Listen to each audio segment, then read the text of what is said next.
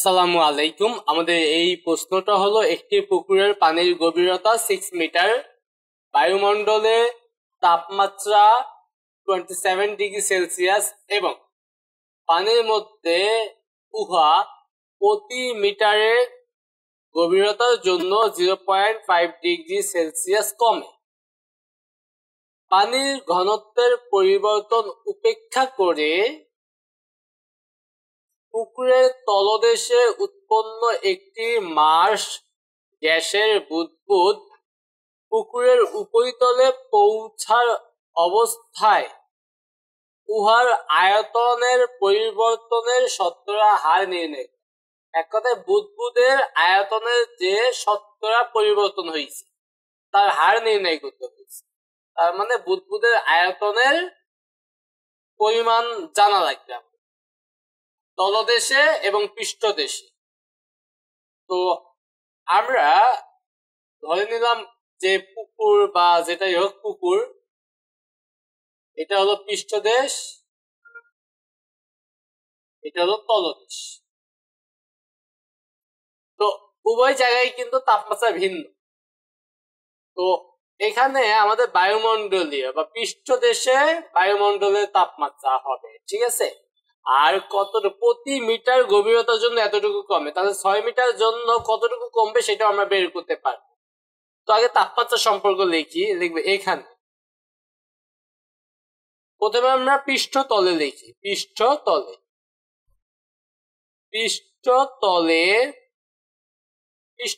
চাপ, যেটাকে আমরা বলতে পারি P1 ইকুয়াল টু কি, বায়ুমণ্ডলীয় চাপ। পৃষ্ঠতলে সবসময় চাপ কি, বায়ুমণ্ডলীয় চাপ।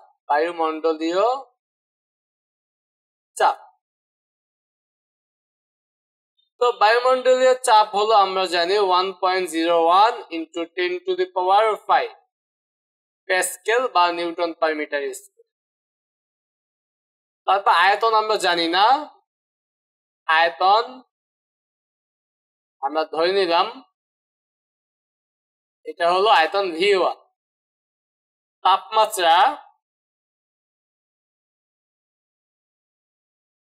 আমরা V1 ইকুয়াল টু V1 লিখছি, তাহলে আমাদের জন্য দেখতে ভালো লাগবে। সবগুলো একটু সিমিলার একটা ভাব থাকলে V1, আয়তন V1 ইকুয়াল টু V1, তাপমাত্রা T1 দিয়ে দিছে 27 ডিগ্রি সেলসিয়াস, 27 ডিগ্রি সেলসিয়াস।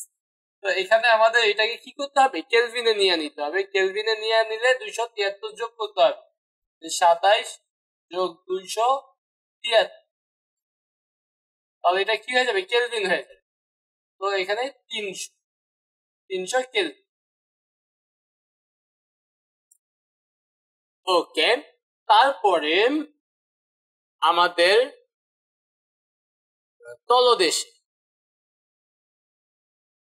তলদেশে লিখলাম, তলদেশের চাপ, যেটাকে আমরা বলতে পারি P2 ইকুয়াল টু কি হবে, বায়ুমণ্ডলীয়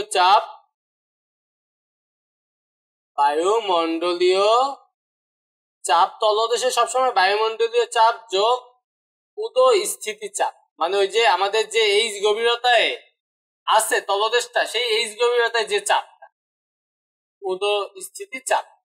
তো বায়ুমণ্ডলীয় চাপ তো আমরা জানি 1.01 ইন্টু 10⁵, শুধু 10⁵ দেখতে হবে। উদয় স্থিতি চাপ হলো H⍴g। তো এখান থেকে এটা একটু ক্যালকুলেশন করে বের করে ফেলতে পারি, 1.01 ইন্টু 10⁵ যোগ H এর মান আমাদের দিয়ে দিস কতটুকু গভীরতা, 6 মিটার। তাহলে এখানে 6, রো এর মান 1000, জি এর মান 9.8। তো পুরোটা আমরা ক্যালকুলেটর ব্যবহার করে এক লাইনের মধ্যে লিখে ফেলি, 1.01 ইন্টু 10⁵ যোগ ব্র্যাকেট দিই 6 ইন্টু 1000 ইন্টু 9.8। তো সাইন্টিফিক মোডে লিখি, শিফট চাপ দিয়ে মোড দিয়া সাইন্টিফিক 7 এ আছে, তারপর 4 1.598 1.598 into 10 to the power 5 newton per metre. আয়তন E2 equal to V2। তাপমাত্রা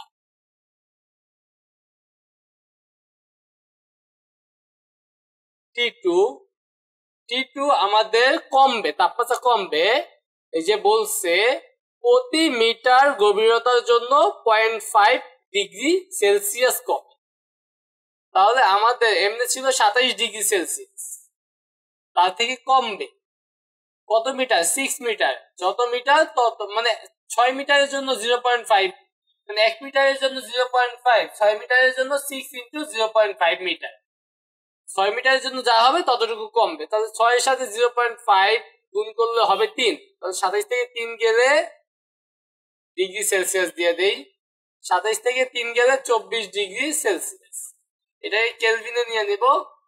এখানে দেখি 24 যোগ 273, তাহলে এটা কেলভিন হয়ে যাবে। তাহলে এখানে হয়ে যাবে 297 কেলভিন।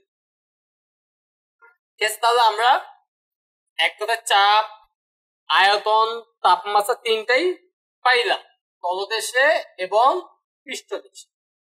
তো লিখবো আমরা জানি বা গ্যাসের সূত্র অনুযায়ী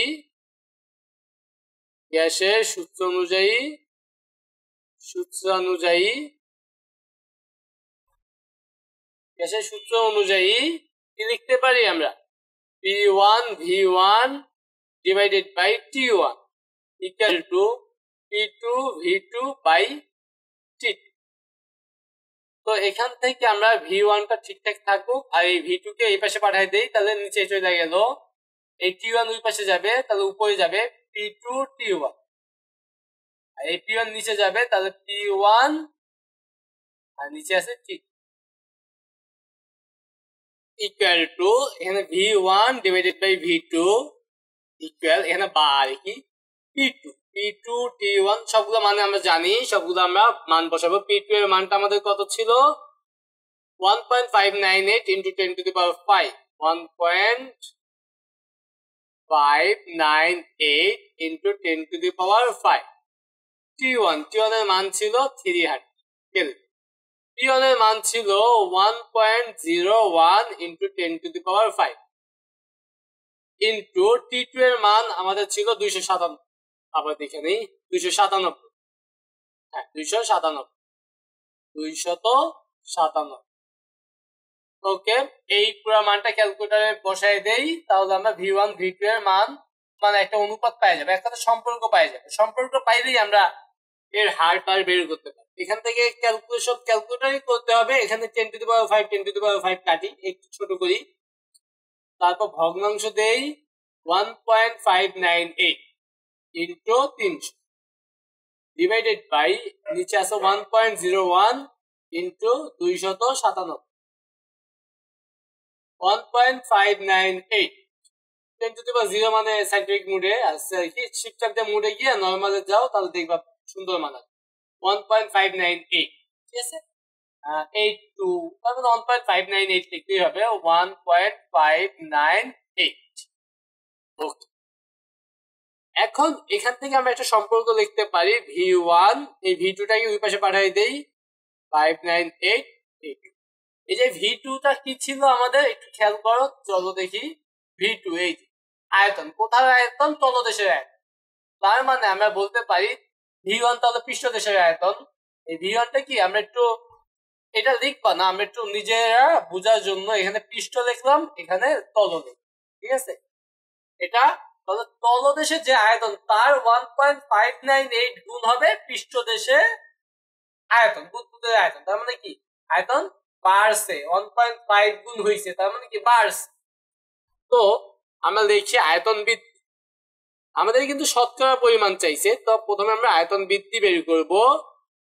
আয়তন বৃদ্ধি equal to V1 minus V2, পৃষ্ঠদেশে আয়তন বিয়োগ তলদেশে আয়তন, মানে আগে যেটা ছিল পরে যেটা হয়েছে, পরে তো বাড়ছে, তো বড়টা বিয়োগ ছোটটা। এই V1 এর মান আমরা এখান থেকে বের করলাম 1.598 V2 মাইনাস দিয়ে এই ভি, তো ভি2 কমন নিয়ে তুমি লিখতে পারো, অথবা 1.598 থেকে 1 বিয়োগ করলে কত হবে? 0.598 ভি। তাহলে আয়তন বৃদ্ধি পেয়ে গেলাম। যদি আমাদের বলতো কতটুকু আয়তন বৃদ্ধি পাইছে, তখন আমরা এখানে অ্যান্সার দিয়ে দিতাম যে তলদেশে যে আয়তন তার এত গুণ বৃদ্ধি পাইছে। তো আমাদের তো শতকরা পরিমাণ চাইছে, দেখবো শতকরা যে কোনো জিনিস বৃদ্ধির হার। এবার এই সূত্র অ্যাপ্লাই করবো, শতকরা আয়তন বৃদ্ধির হার ইকুয়াল টু আয়তন বৃদ্ধি মানে যা বৃদ্ধি পাইছে, ঠিক আছে, আয়তন বৃদ্ধি ডিভাইডেড বাই আদি আয়তন। এখানে আদি না লিখে আমরা লিখবো তলদেশের আয়তন। তলদেশের আয়তনটাই তো আদি আয়তন, তাই না? তলদেশের আয়তন ইন্টু দিব 100, যা হবে সেটার ফলাফল পার্সেন্টেজ। তো আয়তন বৃদ্ধি আমরা বের করলাম 0.598 ভি। তলদেশের আয়তন হলো ভি ইন্টু এক্স। তো এখান থেকে ভি2 কাটা, এটার সাথে 100 গুণ করলে হবে 59.8, অবশ্যই পার্সেন্ট। তো আমরা একটু আয়তন বৃদ্ধির হারটা প্রশ্নের অ্যান্সারের সাথে মিলাই দেখি। 59.5 হইছে, আমাদের হইছে 59.8, কোনো সমস্যা নাই, একই অ্যান্সার, কাছাকাছি হইলেই হবে, এটাই অ্যান্সার। তো আশা করি তোমরা এই প্রশ্নের সমাধানটা বুঝতে পারছো।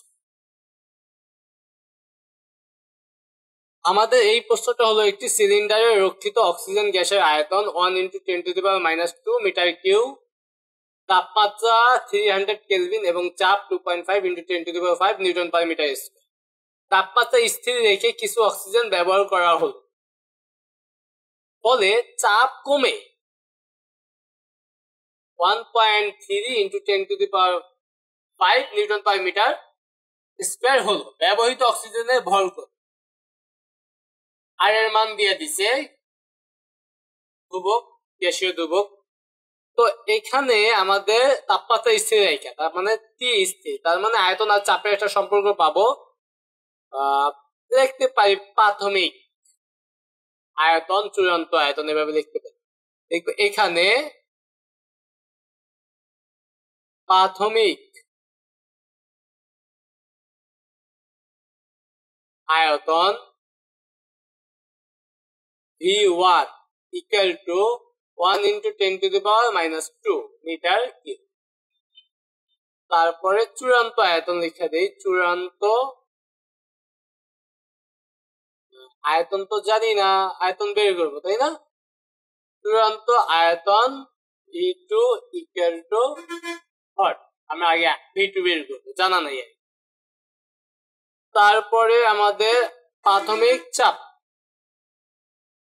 আমাদের এটা লেখারই প্রয়োজন নেই, V2, ঠিক আছে? আমরা প্রাথমিক চাপটা লিখি। প্রাথমিক চাপ P1 equal to, সেটা দেওয়া আছে 2.5 × 10⁵ নিউটন পার মিটার স্কয়ার। চূড়ান্ত চাপ দিয়ে দিছে, চাপ কইমা এত হইছে, এটাকে আমরা লিখবো চূড়ান্ত চাপ। চূড়ান্ত চাপ P2 1.3 × 10⁵ mm²। এবার লিখবো চূড়ান্ত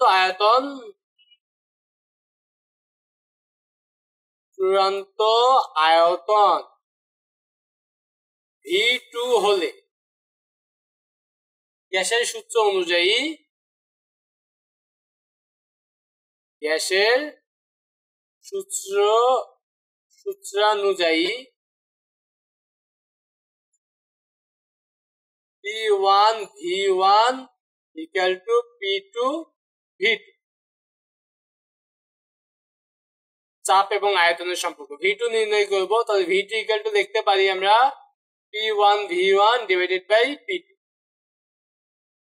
P1 আর V1 এর মান আমাদের বসাইতে হবে। P1 এর মান হইল 2.5 × 10⁵। V1 এর মান 1 × 10⁻²।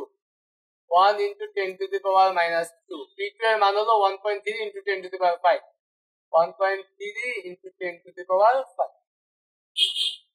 তো এখান থেকে আমরা V2 এর মান পাওয়া যাব। এই যে 10 to the power 5 10 to the power 5 কেটে দেই, বাকি অংশ ক্যালকুলেটরে বসাইতে হবে। 2.5 তারপর into 1 into 10 to the power minus 2, নিচে আছে হলো 1.3। 10 to the power 5 তো কেটে দিচ্ছি।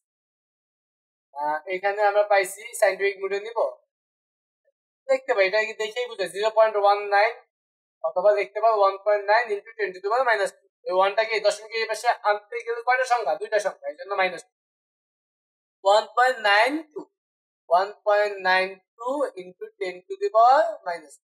অথবা তোমরা ক্যালকুলেটর শিফট ট্যাব দিয়ে মোডে যাবা, মোডে গিয়ে সাইন্টিফিক মোড 7 নম্বরে, তারপরে 3 চাপ 1.92 into 10 to the power minus 2, অবশ্যই মিটার। ঠিক আছে, তাহলে আমরা আয়তন পাইলাম। এখন আয়তন দেখতেছি আমরা কি পার্স, তাই না? 1 ছিল, এখানে হয়ে গেছে 1.9। তো দেখবো আয়তন বৃদ্ধি বা আয়তন পরিবর্তন। হ্যাঁ, আয়তন পরিবর্তন ডাইরেক্ট মান বসাই দিই 92 into 10 to the power minus 2 বিয়োগ 1 না 1.00 বলতে পারি, শুধু 1 লিখি, 1 into 10 to the power minus 2।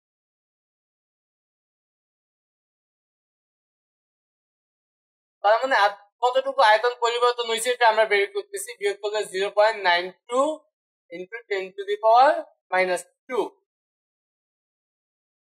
m3। এটাকে আমরা বলতে পারি 9.2 into 10 to the power minus 3 metre. 9টাকে এই পাশে পাঠাইছি, তাহলে আরো এক বাড়বো। সাইন্টিফিক মোডে তোমরা নিয়ে নিবা ক্যালকুলেটরে, তাহলে হয়ে যাবে। আয়তন পরিবর্তন আমরা বের করে দেব। এই আয়তনের জন্য কতটুকু ভর এটা আমরা দেখব। ঠিক আছে, দেখবো এতটুকু 9.2 into 10 to the power minus 3 metre cube এর জন্য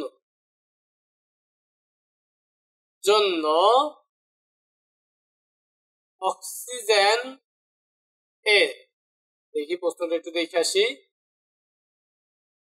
ব্যবহৃত অক্সিজেনের ভর। ঠিক আছে, অক্সিজেনের ভর, অক্সিজেনের ভর W হল, আমরা লিখতে পারি, দেখবা আমরা জানি PV equal to nRT। এই সূত্রটা অ্যাপ্লাই করব কারণ এখান থেকে আমরা W বের করতে পারবো। তো এখান থেকে লিখতে পারি PV equal to, এই n বলতে আমরা লিখতে পারি W/m আর T। তাহলে এখান থেকে আমরা W equal to কি লিখতে পারি?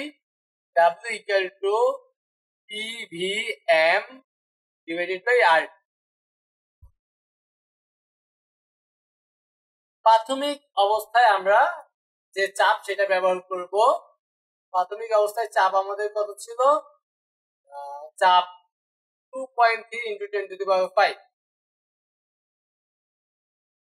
2.3 ছিল। আবার দেখি 2.5 into 10 to the power 5। প্রাথমিক চাপটা, প্রাথমিক তাপমাত্রা ব্যবহার করে আমরা যতটুকু আয়তন আর কি, মানে যতটুকু আয়তন আমাদের বৃদ্ধি পাইছে ততটুকুর জন্য আমার কতটুকু ভর, সেটাই তো আমাদের আয়তন কতটুকু, এতটুকু 9.2 into 10 to the power minus 3, 9.2 into 10 to the power minus 3। Oxygen, তাই না? অক্সিজেনের ভর বের করতে, অক্সিজেনের আণবিক ভর, অক্সিজেনের আণবিক ভর হলো 16। আর এর মান আমাদের দিয়ে দিছে, আর এর মান দিয়ে দিছে 8.31, আর তাপমাত্রা দিয়ে দিছে 300, 8.31, আর তাপমাত্রা দিয়ে দিছে 300 কেলভিন।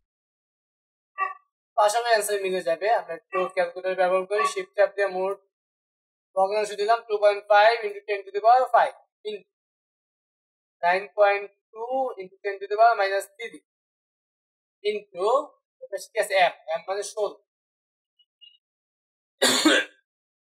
ডিভাইডেড বাই নিচে হলো 8.31 ইন্টু 300 সাইন্টিফিক মোডে আইছে 14.8 আর কি শিফট আপ দিয়ে মোডে গিয়ে নরমালে যেতে পারি তাহলে বুঝবা একদম অ্যাকুরেট 14.76 অবশ্যই কি গ্রাম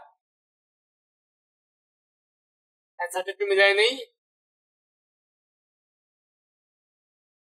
ওদের হয়েছে 29.62 আচ্ছা আমরা একটু এই যে যদি অক্সিজেন অণু হয় তাহলে তো 32 গ্রাম হবে পরমাণু হলে 16 গ্রাম আমরা এখানে একটু 32 দিয়ে দেখি হয়তো এখানে 32 গ্রাম আণবিক বড় কত 32 গ্রাম দেই তাহলে হয়তো হয়ে যাবে 16 32 দেই আর বাকি সব সেমই থাকবে ইকুয়াল দিয়ে দেই 29.52 একদম পারফেক্টলি মিলছে ঠিক আছে 29.52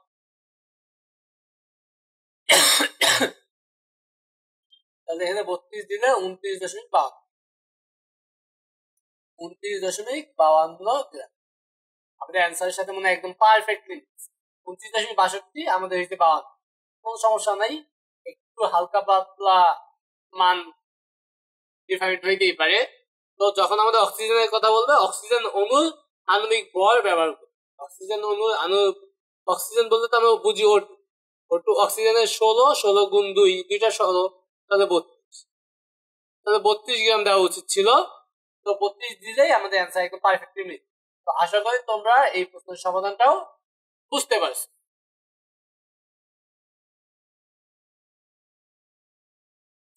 এখানে প্রশ্নটা হলো স্বাভাবিক তাপমাত্রা ও চাপে কিছু শুষ্ক বায়ু সংনমিত প্রক্রিয়ায় সংনমিত করে এর আয়তন অর্ধেক করা হলো চূড়ান্ত চাপ তো আয়তনের একটা সম্পর্ক দিয়ে দিয়েছে আর চাপ বের করতে বলছে তাহলে আয়তন এবং চাপের সম্পর্ক বের করলেই হবে তো এখানে লিখবো প্রাথমিক অবস্থায় চাপ স্বাভাবিক তাপমাত্রা ও চাপে তার মানে স্বাভাবিক তাপমাত্রা লাগবে স্বাভাবিক অবস্থায় চাপ কত 1 atm বা আমরা বলতে পারি P1 atm তো বলবো না আমরা বলবো 1.01 into 10 to the power 5 Pascal না বললে আমরা নিউটন পার মিটার স্কয়ার লিখি তাহলে ভালো নিউটন পার মিটার স্কয়ার এখানে প্যাসকেল দেওয়া তাহলে আমরা প্যাসকেল দিয়ে নিউটন পার মিটার স্কয়ার অ্যান্সারে যদি প্যাসকেল দেওয়া তো প্যাসকেল বা নিউটন পার মিটার স্কয়ার তুমি যাই দাও কোনো সমস্যা নেই একই জিনিস তারপরে প্রাথমিক অবস্থায় আয়তন V1 ইকুয়াল টু আমরা ধরে নিলাম V তারপর চূড়ান্ত অবস্থায় আয়তন যেটা আমরা V2 হবে কি প্রাথমিক আয়তনের কি অর্ধেক করা হইলো তাহলে এই V এর অর্ধেক কত V/2 তো চূড়ান্ত অবস্থায় চাপ জানতে চাওয়া হয়েছে P2 ইকুয়াল টু কত তো দেখবো আমরা জানি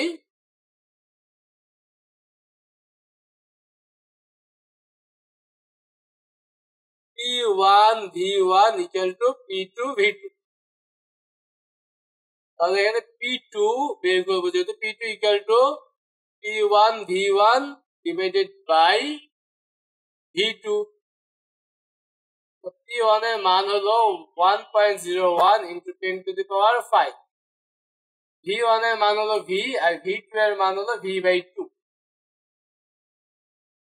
তো এই V/2 উল্টায় কি হয়ে যাবে 2/V মানে V একসাথে কাটটা যায় এই হাফটা ওই পাশে উপরে গেলে 2 হয়ে যায় 2 এর সাথে এটা গুণ করলে হবে 2.02 into 10 to the power 5 ব্যাস আমাদের অ্যান্সারটা কি আছে 2.202 তো আমরা এটাকে এভাবে লিখতে পারি যে 202 into 10 to the power 3 plus মানে আমরা 100 দিয়ে গুণ করছি 100 দিয়ে গুণ করলে এখানে পাওয়ার 2 কমে যায় কারণ 100 মানে তো 10 এর স্কয়ার তাই না তাহলে 10 এর স্কয়ার দিয়ে গুণ করলাম তাহলে এটা 202 হয়ে গেল আর এই যে 10 to the power কিউ হইলো মানে 1000 কে আমরা বলতে পারি কি কিলো তাহলে কিলো প্যাসকেল।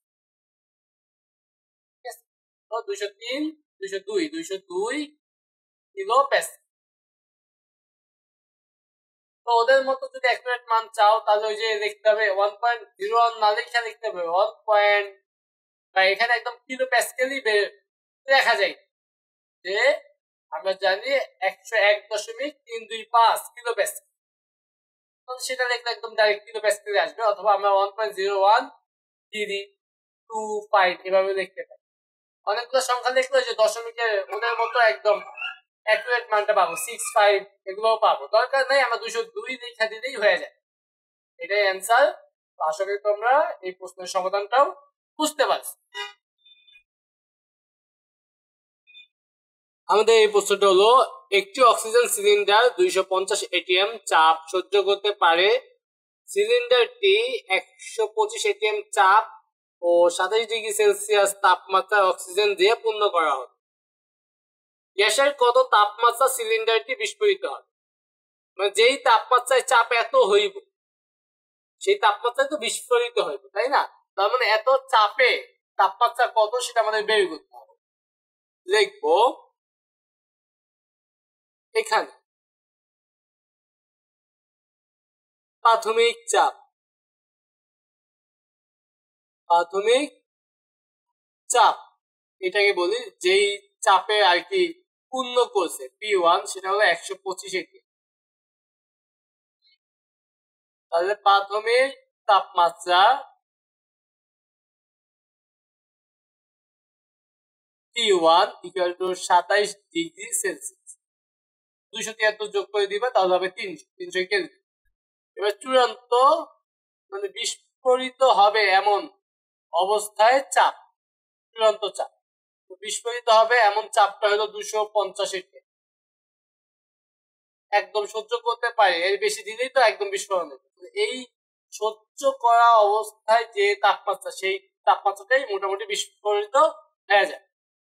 তাহলে চূড়ান্ত তাপমাত্রা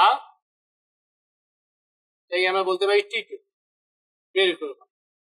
তাহলে চাপ এবং আয়তনের সম্পর্ক আমরা জানি, দেখবো আমরা জানি P1 by T1 equal to P2 by T2। তো আমরা বের করবো T2, তাহলে T2 equal to P2 T1 by P1। এই T1 টা পাশে গিয়ে P2 এর সাথে গুণ হইছে আর এই T1 টা নিচে চলে যাচ্ছে। P2 এর মান হলো 250, T1 এর মান 300 আর P1 এর মান ছিল 125। P2 এর মান পাইতেছি আমরা, তো এটা হাতে কলমে করা যাবে, এটা 2, তার মানে P2 ইকুয়াল টু 600 কেলভিন। এই তো 600 কেলভিন কিনে অ্যান্সার 307 সেলসিয়াসে দেওয়া আছে। তাহলে আমরা এখান থেকে 273 বিয়োগ করব, তাহলে এটা কি হয়ে যাবে সেলসিয়াস হয়ে যাবে। সেলসিয়াসকে 273 যোগ করলে কেলভিন হয় আর কেলভিনকে 273 বিয়োগ করলে সেলসিয়াস হয়। তাহলে এখানে হবে 327 ডিগ্রি সেলসিয়াস। একদম পারফেক্টলি মিলছে। তো আসলে তোমরা এই প্রশ্নের সমাধানটাও বুঝতে পারছো।